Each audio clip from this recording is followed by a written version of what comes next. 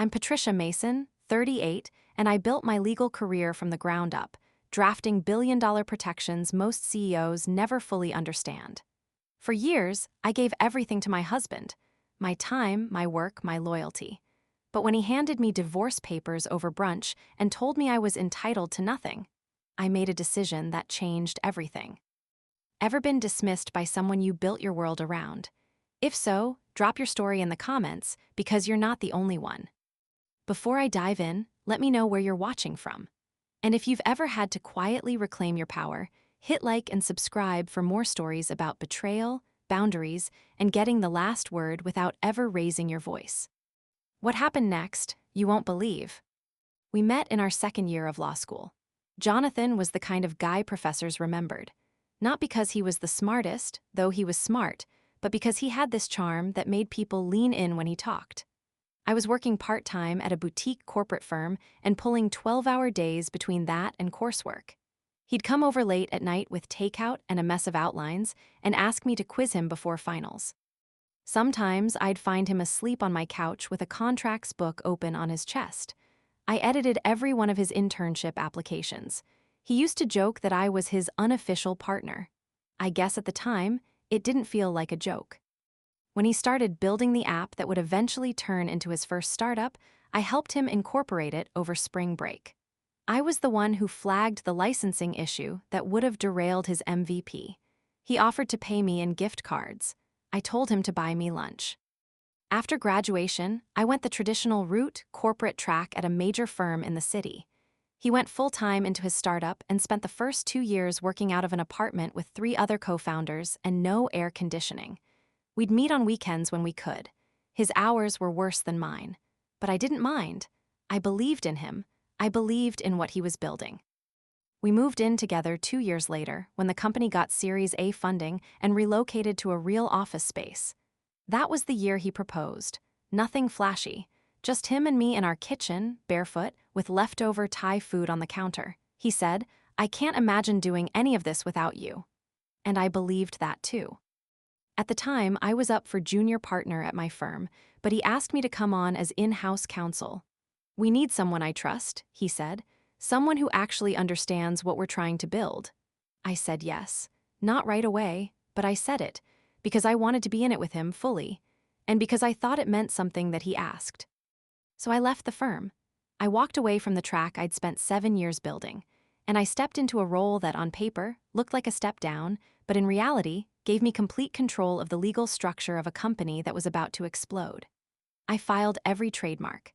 I negotiated our Series B, I wrote our international licensing strategy from scratch, and personally closed 2 of our European partners. He was the face. I was the firewall. We got married in Lake Como 2 months after the company's valuation hit $100 million. I remember standing in front of our guests thinking, we built this, every inch of it. We were building our life. When we got back from the honeymoon, he mentioned the possibility of a prenup almost as an afterthought. "Just something standard," he said, "in case things go sideways someday." But by the end of the conversation, he waved it off. "We don't need that. You're already part of everything." Still, he had me restructure his estate plan. We moved all key assets into a blind trust, with him as the grantor and me as the protector. It wasn't for secrecy. It was for security. "If something happens to me," he said, "I want to make sure it's airtight." I made it airtight. Over the next few years, I built walls he didn't even know he needed. I closed every loophole in our shareholder agreements. I reviewed every major acquisition with a fine-tooth comb. And when our IP portfolio expanded, I created protections that even our outside counsel admitted were unusually sophisticated. I never charged him a dime. I didn't draw a salary. Not because I didn't think I deserved one, but because I didn't want the optics of a founder paying his wife of blurred lines. I wanted everything above board, unquestionable. So I logged the hours, did the work, and kept my name off payroll. That's something people forget. The invisible labor. The kind that doesn't show up in financial statements but holds the whole thing together. We had our rhythm. He handled the press, the investors, the culture. I handled the structure, the risk, the fine print. We weren't perfect, no couple is, but we were aligned. Or at least I thought we were. Looking back now, I can see the early cracks. The way he started to talk about founder energy and disrupting legacy mindsets, like those phrases meant something. The way he'd come home wired from events, dropping names of people I didn't know, people I wasn't sure he knew either. But I chalked it up to growth. Success changes people. It makes them louder, more certain. I thought I could grow with him. There was a moment, small, but it stuck with me. We were at a board dinner. One of the new advisors, a guy in his mid-30s with a watch worth more than my car, asked if I ever missed practicing real law. I said, "This is real law." And Jonathan laughed, not cruelly, just dismissively, like he didn't realize I was serious, like maybe I wasn't supposed to be. But still, I stayed. I kept showing up, reviewing contracts, rewriting clauses, sitting through endless calls with regulators and vendors and compliance auditors. I fixed problems before they became headlines. I made sure he could take the stage without worrying about what was happening backstage. And in all that time, I never once questioned my place in it, because I thought he never did either. Because I thought, stupidly maybe, that love and work and partnership were the same thing. It wasn't until much later that I realized I'd become something else entirely. Not a partner, not even a colleague, just a tool, a safeguard, a name on the documents, useful, until I was. The shift wasn't overnight. That's what made it hard to track. There wasn't one moment where I could say, this is when it all changed. It crept in slowly in the spaces between things. The IPO was a turning point, but even before that, I'd started to feel it, this distance growing between us. Not just personally, professionally, too. The night the company went public, we hosted a dinner at a private rooftop downtown. He gave a speech in front of the investors, the new board, the advisors. He thanked everyone, our original CTO, the design lead, even the PR team. When he got to me, he smiled and said, "And of course my lawyer wife who kept us out of jail." People laughed. I laughed too, but it landed wrong. We were back at our table when someone leaned over and asked if I'd ever worked in law before. Jonathan said, "She was great in her day, super sharp. Now she handles the boring stuff so I can focus on the vision." I didn't say anything, I just nodded, but I remember exactly how it felt, like someone had quietly closed a door behind me. He stopped looping me in on major deals. At first it was little things, calls rescheduled without notice, briefings sent to someone else. Then he started saying things like, "We've got that covered," or "Legal's handling it," like I wasn't legal. I'd ask him who signed off on a specific licensing clause, and he'd shrug and say, "I don't know, they sorted it." They, as if I wasn't in the room. The new advisors were different from the ones we used to work with. Younger, flashier, guys who wore sneakers with suits and talked like everything was a TED Talk. They called me counsel instead of by name. One of them, Max, once asked if I actually read all the contracts or just skim for the scary stuff. I remember watching Jonathan laugh. He didn't defend me, he just let it hang there. And then came the influencers. I didn't even realize they were part of the strategy at first. There were just suddenly a lot more events. Launch parties, collaborations, creator summits. Girls in their early 20s with ring lights and brand deals. They'd breeze into meetings, call him Danny, sit on the edge of his desk like it was cute. One of them posted a story of him pouring champagne in the office kitchen. I found it because she tagged the company account. When I asked him about it, he brushed it off. "It's just part of the ecosystem," he said. "They're good for reach." "Are we sponsoring them?" I asked. "We're sponsoring culture," he said. That was the phrase he used, like it meant something. At home, things were worse. He was always on, checking messages, pacing on calls, flying out to tech conferences that didn't show up on the calendar. I'd ask where he was going and he'd say, "It's nothing, just an overnight thing." If I pressed, he'd get irritated. "Relax," he'd say. "It's all handled." He stopped making time for the things we used to do together, morning walks, late-night debriefs, even simple dinners at home. I started eating alone more often than not. Sometimes I'd hear him come in at 2 a.m. and leave again before sunrise. I'd ask where he went, and he'd say, "Why does it matter? You trust me, don't you?" We'd always had a dynamic that worked. He was the big picture guy, I was the details.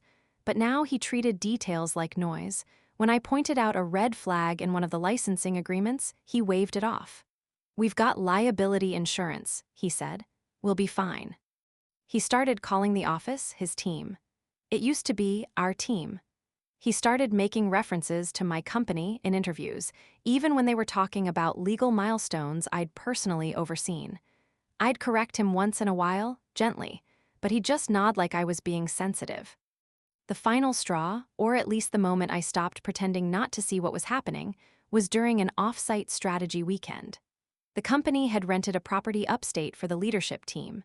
I was technically still general counsel, though by then, most legal operations had been handed off to outside firms. I flew in late after closing a deal and got there just before dinner. I walked in and saw him at the table with a group of younger staffers and two women I didn't recognize. One of them was wearing the company hoodie off one shoulder. She was drinking rosé straight from the bottle. When he saw me, he said, "Hey, everyone, this is my wife, our original lawyer/MVP." Someone clapped. Someone else made a joke I didn't catch. He didn't ask me to sit next to him. There wasn't space. I ended up at the far end of the table, next to the CFO. She leaned over at one point and whispered, "Don't take it personally. He's just trying to impress the new crowd." I nodded, but it stayed with me. After dinner, I pulled him aside and asked who the new faces were. He shrugged. Partnership potential, just trying to keep things fresh. I asked him what that meant, and he said, "Come on, don't be like that." Like what? Like jealous. I didn't answer. There was nothing to say, not because I didn't care, but because it was so obvious he didn't. Back in the city, I started spending more time at my old firm. I wasn't back officially, but I took a few consulting calls, sat in on a couple of strategy sessions. It felt clean, rational, like the version of me that used to matter was still somewhere under the noise. At home, we stopped talking altogether. He'd come and go without explanation. He stopped taking his wedding ring on trips. I noticed it one day on the bathroom counter. When I asked about it, he said, "It's not really the vibe at some of these events." I don't remember what I said back. I think I just nodded. That was the thing. I kept nodding, kept showing up, kept playing the part, until one day I didn't. Because eventually, even the most loyal person realizes when the conversation has ended, and all that's left is silence. It was a Sunday. We had a standing reservation at a little corner place in Tribeca, quiet, no press, decent coffee. We used to go every weekend, even before the company went public. Even when we were both too tired to talk, we'd still show up. That morning felt like every other, until it didn't. He got there before me, already seated, already ordered. There were 2 cappuccinos on the table, a half-eaten croissant, and a manila envelope beside his phone. I saw it and felt something shift low in my chest. Not panic, just recognition. He didn't wait long. As soon as I sat down, he pushed the envelope toward me. "I've been meaning to talk to you about this," he said. "I think we both know things haven't been working." I didn't say anything. I picked up the envelope and opened it. Divorce papers, drafted quickly, sloppily. No cover memo, no personal note, just documents. "I want to keep it clean," he said. "Amicable, no drama. I've already moved into the West 14th property. You can stay in the penthouse as long as you want." I looked at the paperwork. It was templated. Generic language, no reference to the trust, no mention of the IP protections, no carve-outs for prior contributions, no counsel listed on his side. He kept talking. "You'll be taken care of, obviously. I'm not a monster, but let's not pretend you're entitled to anything beyond what I'm offering. Legally, I mean, we both know how this works." I folded the papers and set them on my lap. "You're entitled to nothing," he added in a quieter voice. "That's what the prenup would have said if we'd done one, but I think this gets us close enough." I nodded. It was the only thing I could do, not because I agreed, but because I didn't want him to hear my voice. Not yet. He reached for his phone and started scrolling. Casual, relaxed, like we just finalized a calendar event. I took a sip of the cappuccino. Lukewarm, I set it back down. Then I said, "You didn't read this." He glanced up. "What?" "The document, you didn't read it. You had someone throw this together. You didn't look at the structure." He smirked. "I know how divorces work." "No," I said, "you don't." He laughed once like I was trying to win a point. "Look," he said, "I know this is emotional for you, but there's no need to make this ugly." "I'm not going to make it ugly," I said. "I already made it legal." He blinked. "What does that mean?" I didn't answer. Not because I was being coy, but because I wasn't going to educate him at that table, in that moment, about the trust structures he'd signed off on, or the quiet adjustments I'd made to the operating agreement the year before, or the clause I'd inserted into the international licensing contract that gave me control in the event of a fiduciary breach. He used to say I was too cautious, that I liked creating backup plans for backup plans. He didn't realize those plans weren't for me, they were for both of us, for the company, for the life we built. He just stopped looking at the details when he stopped seeing me as part of the equation. "I'll have my attorney reach out," he said, and signaled for the check. I let him go, let him walk out with his tailored jacket and his sunglasses and his half-smirk. He didn't know what he'd just done. Not really. When I got back home, I opened the safe, pulled out the original articles of incorporation, the trust ledger, the licensing appendices. I already knew what I was looking for, but I checked anyway. Then I opened the spreadsheet I started maintaining quietly, out of habit more than anything. Asset timelines, performance metrics, share movement. It was all there. He'd assumed I'd panic, that I'd run to someone else for help, that I'd fight him with outside counsel and burn through what little leverage he thought I had. But he forgot the one thing I never stopped being, his lawyer, his real lawyer. The one who drafted the protections, the one who structured the contracts, the one who'd filed the blind trust under a dual authority clause, which meant any changes required my sign-off. The one who'd protected his assets so well, not even he could break them without me. I wasn't going to fight him. There was no need. He'd already lost. The next morning, I called our corporate counsel, technically still on retainer, technically still answerable to me in certain jurisdictions. I requested an audit of executive privileges and flagged a discrepancy in recent filings. By noon, I had confirmation. 3 key signatures were filed without proper review, including one that released 11% of equity options to a holding firm registered in the Caymans, a firm that didn't pass the compliance scan, a firm I flagged 2 years ago as a potential leak risk. He hadn't even changed the name, just transferred ownership. I scheduled a meeting with the trust advisor that afternoon. Quiet, routine, I didn't even need to move anything. I just needed to check the firewall, confirm it was still holding. It was. Later that week, his assistant sent me a polite email asking for my cooperation in finalizing the settlement efficiently. I didn't respond. He tried calling, left a voicemail, said he hoped we could be adults about this, said he wanted to protect what we built. I listened to it once, then deleted it. Because I knew what he'd built, and I knew who built the rest. A few days later, his new girlfriend posted a story from their vacation in Majorca. The caption said, "My man always knows how to treat a woman right." There was a pool in the background, a bottle of wine, his arm around her waist. I sent one email that week, not to him, to the compliance officer overseeing our IP portfolio. I flagged a breach risk, technically true, technically urgent. The next board meeting was scheduled for the following Thursday. I didn't attend. I didn't need to. The documents would speak for themselves. He thought betrayal was a declaration, but it was actually just a trigger. The moment he slid those papers across the table, he didn't just end our marriage, he initiated a series of events he didn't understand, couldn't control. Because the irony was, he was right. I wasn't entitled to anything. I already owned it. I didn't say anything to him that night. I didn't text, didn't call. I just went home, walked into the bedroom we'd shared for 6 years, and started packing. It didn't take long. Most of my things were in the office or still boxed from the last move he insisted we do for the view. The housekeeper wasn't scheduled until Thursday. No one saw me leave. I took the small suitcase first, drove it to Erica's, then came back and loaded 2 more. I left the wardrobe, the shoes, the jewelry he gave me when he still remembered anniversaries. The wedding album stayed on the shelf. I didn't cry, not that night, not after I locked the door behind me, not when I sat in the driver's seat with my hand on the ignition for what felt like 10 minutes. I just kept thinking about the way he handed me that envelope, like it was paperwork, like I was paperwork. Erica opened her door before I even knocked. She had a bottle of wine in one hand and her laptop already open on the kitchen island. She didn't ask questions, just poured 2 glasses and slid over a notepad. "Start here," she said. The list had 4 categories: assets, passwords, trusts, IP holdings. I wrote down everything I could remember. Accounts I'd opened, accounts I'd helped him open, joint ventures, cross-border filings. We didn't need most of it. She already had access to the back end of the holding company from a side project we'd worked on together the year before.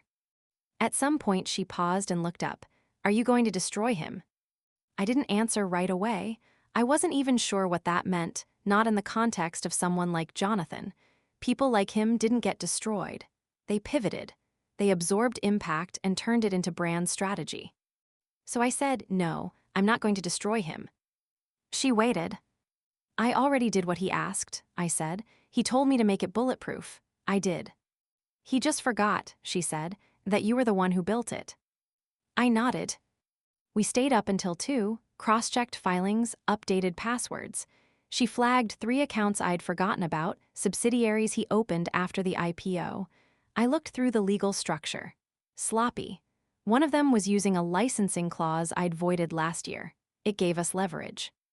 Erica offered to let me stay as long as I needed, but I didn't want to be in her guest room with my life in boxes, so I called a broker the next morning, told him I needed something temporary. Quiet, not flashy. By noon, I had a furnished apartment with a view of the river and a building that didn't allow photographers past the lobby. That week, I didn't go back to the office. I didn't tell anyone what had happened. I answered emails. I kept the calendar, but I didn't go in. Jonathan didn't notice, or if he did, he didn't say anything. The silence made everything easier. No confrontation, no apology, just absence. Erica checked in every night. She'd send a screenshot of whatever nonsense his team was posting that day, promo shots with influencers, interviews where he described the company as his vision come to life. One post had him talking about the future of AI integration. I'd written the AI usage policy myself. He hadn't even reviewed the final draft. I started going back through old files, not out of nostalgia, just clarity. I needed to know what I'd done, what I'd protected, what still had my name on it. There were entire documents I'd forgotten I authored, risk management protocols, emergency dissolution clauses, disaster recovery strategies, all tied to systems only I had access to. Jonathan used to joke that I was the company's insurance policy, that if anything went wrong, I'd find a way to fix it. He wasn't wrong. He just stopped paying attention. 3 days after I moved out, I got a message from someone on the board. Just a check-in. Said they noticed a few inconsistencies in the governance reports. Asked if I'd be available for a quick call. I agreed. We spoke for 20 minutes. I didn't say anything direct, just walked them through a few oversight protocols they might have missed. They asked if I'd reviewed the latest executive actions. I told them I hadn't been looped in recently. They said they'd get back to me. That same day, I logged into the internal repository. Quietly, I still had admin clearance. No one had revoked it. I wasn't sure if it was negligence or arrogance, probably both. I pulled the list of recent amendments, flagged 2 that bypassed review. Both related to share distribution. One of them violated the bylaws I'd written personally. I saved the logs, didn't escalate. I didn't need to. That night, Erica came over again. She brought takeout and a bottle of something we couldn't pronounce. We sat on the floor, scrolling through posts from people we used to call friends. Most of them were at an off-site party hosted by the company. The new girl, Jonathan's girlfriend, was in almost every photo. She was wearing my old hoodie, company merch, custom embroidered. "Do you think he realizes what he's done?" Erica asked. "No," I said. "Do you think he will?" "Eventually." She looked at me. "You're really not going to make a move?" I shook my head. He already made it. He had. The moment he slid that envelope across the table, he took everything I'd built and tried to sever me from it. Thought he could. Thought it was just ink on paper. He forgot I never stopped writing the rules. It wasn't about revenge. Not really. It was about memory, about making sure the record showed who did what and when. I didn't need to tell the world. I just needed the system to hold. And it did.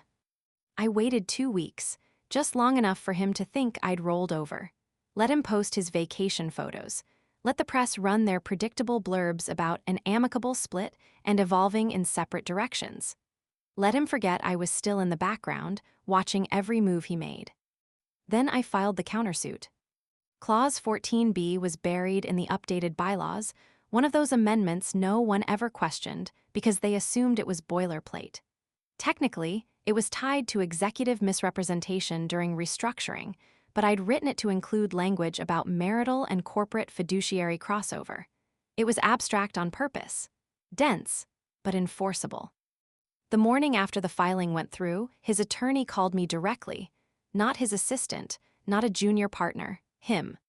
He sounded confused, polite at first, asked if I had a moment to clarify a few things. "This clause, 14b, where did it come from?" he asked. I said I drafted it. There was a pause. Then, "But I don't see any precedent for this kind of dual action filing." I said there isn't one, it's bespoke. Another pause, then a longer one. Then he said, "I see." He asked if I was open to discussing a private resolution. I told him I'd already made my position clear in the filing. He said something about escalation not being in anyone's best interest. I said, "Then I'd suggest you advise your client to stop escalating." He ended the call shortly after. That afternoon, Jonathan texted me. "Daniel, is this really what you want?" I didn't answer. "Daniel, you're being vindictive. This is personal." Still nothing. "Daniel, if you're trying to punish me, you're just hurting yourself too." Then a screenshot, a wire transfer receipt for what I assume was meant to be a peace offering. I didn't open the image. That evening, his girlfriend posted a story from Ibiza. Just a photo of the view and a caption, "Manifesting a villa in paradise, red soft life grateful." I forwarded the post to Erica, who laughed so hard she dropped her chopsticks. "What's the name of that holding firm again?" she asked. "Mirador Strategic," I said. "They manage 2 of his non-liquid asset funds." "Right," she said. "Guess who just froze both accounts?" The bank had flagged an unusual transaction earlier that week, something Jonathan authorized without secondary confirmation. Technically, a violation under the trust's activity threshold. One email from me, and the entire distribution was paused pending review. He tried calling again. I blocked the number. A few days later, I got a formal request from his new counsel, asking for clarification on the scope of proprietary control within the trust's override mechanisms. That was their way of saying, "We didn't read the fine print, and now we don't know what she controls." They were right to be confused. The trust had a dual key system. It required my sign-off for any structural changes. But what Jonathan never realized was that after the last amendment, signed during a rushed compliance review I oversaw, I had retained silent override authority in the event of fiduciary misconduct. All I needed was proof. And now I had it. Misuse of company resources for personal gain, failure to disclose secondary income, unilateral asset movement across protected zones. I didn't need to embellish anything. The filings spoke for themselves. At that point, Erica started getting messages from old colleagues, curious ones, asking if I was okay, if I was back on the market professionally, if I'd consider consulting. The firm where I started called twice, left voicemails I didn't return. Because I wasn't ready to go back, not yet. I was still watching the consequences unfold.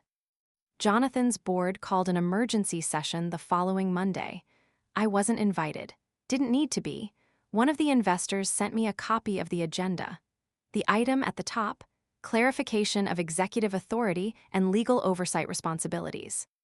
I read it twice, then closed the file. The next morning, I received a message from the trust administrator.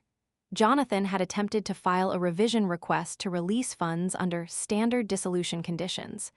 The system flagged the request, rejected it. I didn't respond to the notification. I just logged into the portal and reset the permissions to default. Meanwhile, the press started circling. A finance blog ran a headline about structural irregularities in his latest acquisition deal. Someone on Reddit pulled up an old video where he referred to me as the ghost in the machine. It started trending. I didn't share it, Erica did. She sent me a link with the message, "You sure you're not being vindictive?" I said I'm being thorough. The following Friday, I got an email from Jonathan himself. Subject line, "Let's talk." The body of the email was short, just one line, "I didn't think you'd do this." I stared at it for a long time, then closed the tab. Because the truth is, I didn't do anything. Not recently, anyway. I just left the system intact. I'd left it exactly as he asked me to, bulletproof, designed to protect against bad actors, designed to hold even when everything else fell apart. He forgot that I was part of what held it together.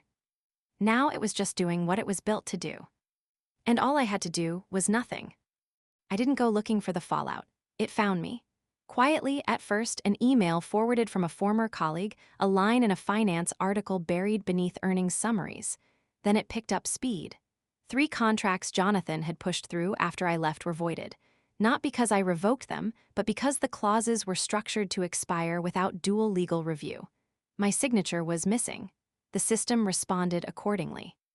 One of them was a multi-million-dollar licensing agreement with a media group in Singapore. The second was an influencer equity deal tied to performance metrics that hadn't been met. The third was a partnership with a fintech startup that hadn't passed compliance. I flagged that one a year ago. He signed it anyway, 6 weeks after I moved out. By the time the board noticed, the trust had already started its automatic reallocation process. Jonathan's primary shares were locked in escrow pending investigation. He couldn't access them, couldn't sell, couldn't borrow against them. And because most of his leverage came from projected value, not liquid assets, the freeze triggered a reassessment from his personal lenders. The audit was called the next day. I wasn't in the room, obviously, but I got a message from someone who was, just a single line, "They're scrambling." A week later, the investors started pulling out, not all at once, just enough to send a signal. Confidence was down, oversight was under review, there were questions about leadership, about stability. Jonathan called Erica. He didn't try me first, he knew I wouldn't pick up. Erica answered because she wanted to hear what he'd say. She told me afterward that he sounded tired, not angry, just confused. "Does she even realize what she's doing?" he asked. Erica didn't hesitate. "She's not doing anything, you are." He got quiet after that, then asked, "Can I talk to her?" "She's busy," Erica said and hung up. The next time I heard about him was through a mutual friend who worked in venture capital.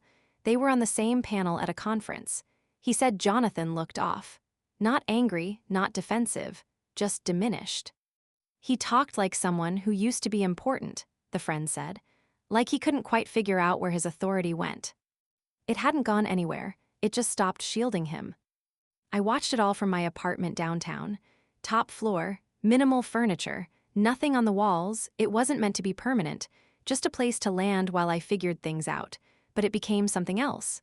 A quiet space, a vantage point. I kept my routine simple, mornings at the gym, afternoons reading, nights reviewing files. Old ones, new ones. I wasn't chasing retribution. I just needed to understand the system now that it was doing what I designed it to do. Stripped of emotion, pure logic. Once a week, I met Erica for dinner. She never asked if I regretted anything. She knew the answer, I didn't. Because Jonathan wasn't ruined.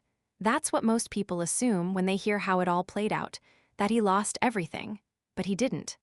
He still had the company, technically, still had his title, though the board had shifted his responsibilities, still had money, just less access to it, still had an audience, though smaller. But for the first time since I met him, he was alone. The people who had orbited him, the influencers, the flashy advisors, the loud ones, started disappearing. Some took jobs elsewhere. Some distanced themselves publicly. The girlfriend, whatever her official status was, quietly deleted the Ibiza photos. Her account went private a week later. No one wanted to be associated with a CEO under audit. He tried to rebrand, posted a long caption about learning through hardship and streamlining operations for a leaner, smarter company. The tone was familiar, carefully vague, optimistic, but the comments were limited. I watched the video once, then closed the tab.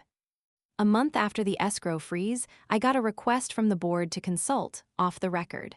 They wanted clarity on the original trust structure, not to contest it, just to understand it. I met them in a neutral office space. Downtown, no logos on the door. They asked questions, I answered, straightforward, clean, no emotion. At the end of the meeting, one of them asked, "Did you mean for it to go this way?" I said, "I meant for it to hold up under pressure. This is pressure." They thanked me, asked if I'd be willing to stay on as a silent advisor. I declined. Afterward, I took the long way home, walked through the park. It was raining a little. The kind of weather no one bothers to talk about. I passed a coffee shop where Jonathan and I used to stop on Sundays. Same barista, same tiny tables. I didn't go in. I went home, poured a drink, sat by the window. It didn't feel like a victory. There was no moment where I stood over the wreckage and smiled. That's not how any of this works. It wasn't about winning. It was about remembering that I was never disposable, that the work I did mattered, that I mattered. And now, so did the consequences. It had been 3 months. Enough time for the headlines to fade, for the audit reports to settle, for the influencer crowd to move on to newer, shinier projects. The board had stabilized things enough to keep the company afloat, but just barely. Jonathan was still technically CEO, though it was clear to anyone watching that he was no longer in control, not the way he used to be. The message came on a Tuesday morning, direct, no subject line, just, "Would you be willing to meet?" I stared at it for a long time before answering. Then I wrote back, 1 hour, neutral ground. We met at a cafe on the Lower East Side. No photographers, no investors, no assistants hovering nearby. Just the two of us, sitting at a table by the window where no one cared who we used to be. He looked different, less polished. No tailored blazer, no designer watch. Just jeans, a plain shirt, and a tired kind of posture I hadn't seen before. He didn't waste time. As soon as I sat down, he said, "I owe you an apology." I didn't respond. "I didn't realize what I was doing," he went on. "Or maybe I did, and I didn't care enough to stop. I thought you'd always be there. That even if things got messy, you'd clean it up." I stayed quiet, let him say it. "I underestimated you," he said.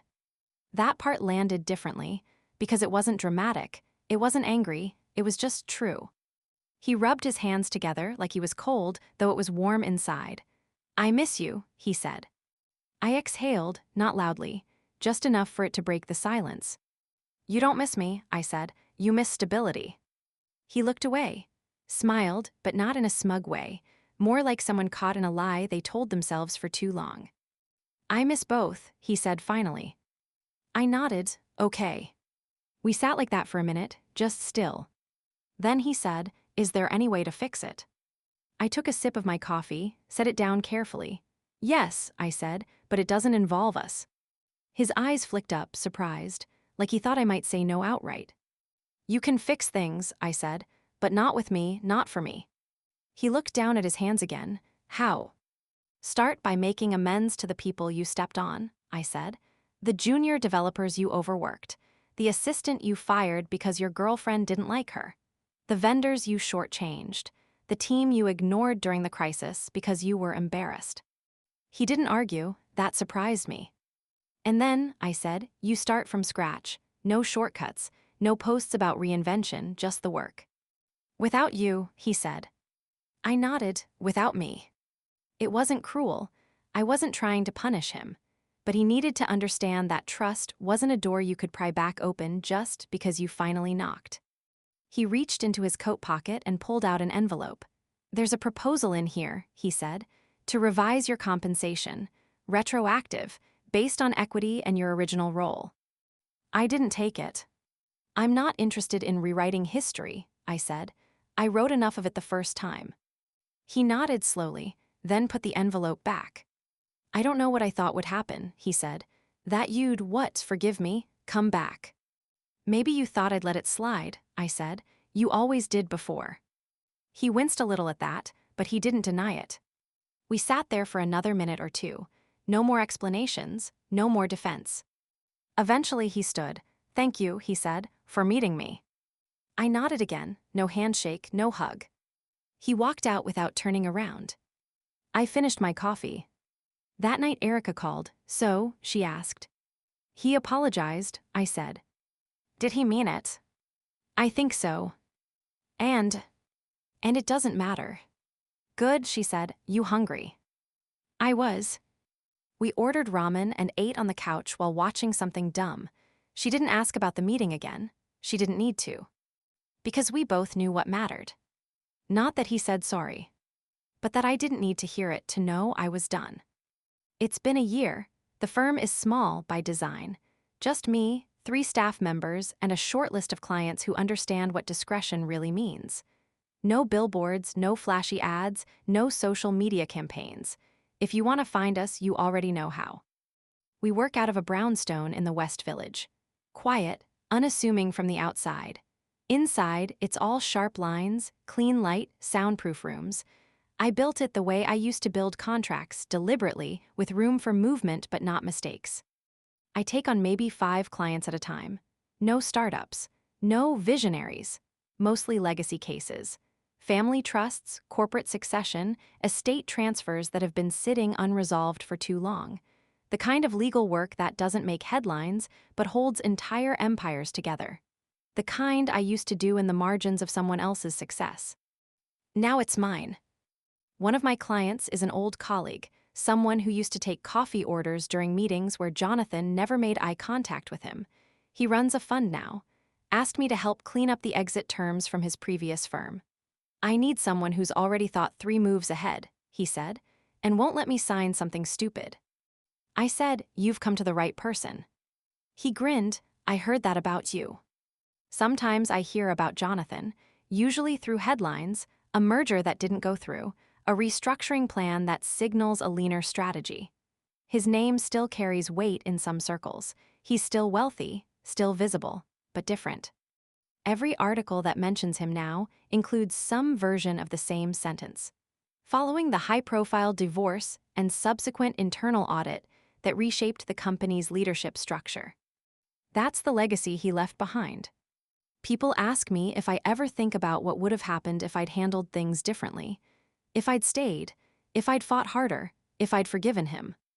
But I didn't fight, not really. I didn't shout or break things or torch the place on my way out. I just upheld the terms. I enforced the structure. I let the documents speak louder than I ever could have. People call what I did revenge. They say it like it was personal. But I wasn't trying to destroy him. I was just following the contract. He asked me to build something strong enough to survive anything. I did. He just never expected that anything would be him. The thing about systems is they don't lie, they don't bend to ego, they don't care who's charming or who gets the credit. They either hold or they don't. Ours held. He used to say I was too cautious, that I obsessed over what-ifs, that I planned for disasters that would never come, and maybe I did. But now, when clients sit across from me and ask why they should pay for a trust no one can touch, for clauses they hope never get triggered, for audits that feel like overkill, I tell them this. One day, someone you trusted will hand you paperwork you didn't expect. And when that happens, you'll want to know the foundation doesn't shake. That usually gets their attention. I don't talk about Jonathan, not directly, I don't need to. The story is out there, refracted through 100 articles, told in quiet conversations at corporate dinners. People draw their own conclusions, some respect it, some call it cold, some assume I'm still angry. But I'm not. I sleep fine. I wake up, make my coffee, answer my emails, and work with people who know the value of quiet competence. People who pay attention. People who don't confuse loyalty with invisibility. That's the legacy I care about. Not what he lost, but what I built when he stopped looking. So what would you have done in my place? Stayed quiet, fought back harder, or walked away and let the system do the talking? If you've ever had to protect yourself from someone who underestimated you, I want to hear your story. Drop it in the comments. And if this reminded you of someone in your life, share it with them. Don't forget to like, subscribe, and hit the bell so you never miss a true story about strength, strategy, and self-respect. Thanks for watching.